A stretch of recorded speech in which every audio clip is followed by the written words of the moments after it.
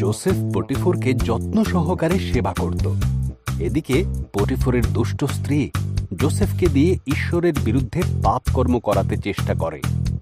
Joseph অস্বীকার করে। তখন সে মিথ্যা বদনাম দেয়। পটিফর স্ত্রীর কথা বিশ্বাস করে এবং জোসেফকে কারাগারে বন্দী করে।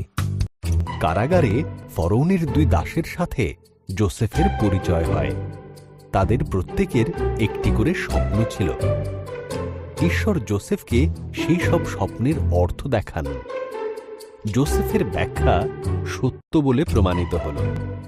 পানপাত্রবাহক ছাড়া পেল আর রুটি নির্মাণকারীর ফাঁসি হল।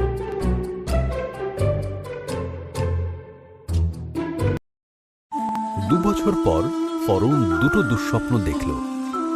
পানপাত্রবাহক জোসেফের কথা মনে করল এবং সে ফরৌনকে সব কথা জানাল।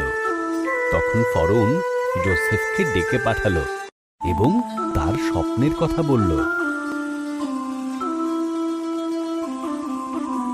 ঈশ্বর ফরৌনের সেই স্বপ্নের অর্থ জোসেফকে দেখালেন। জোসেফ বলল, 7 বছর প্রচুর শস্য উৎপাদন হবে, তাই প্রচুর শস্য মজুত করে রাখতে হবে, কারণ তার পরের 7 বছর দুর্ভিক্ষ। সুতরাং সে জোসেফকে সমস্ত খাদ্যশস্য মজুত করার দায়িত্ব দিল। ফরৌন ছাড়া সেই সময় জোসেফের থেকে ক্ষমতাবান আর কেউ ছিল না।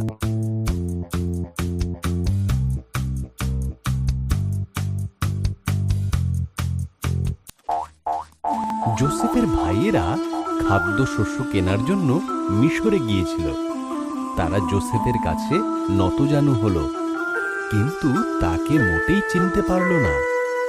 জোসেফ যখন দেখল তার ভাইয়েরা বদলে গেছে, তখন সে তার পরিচয় দিল।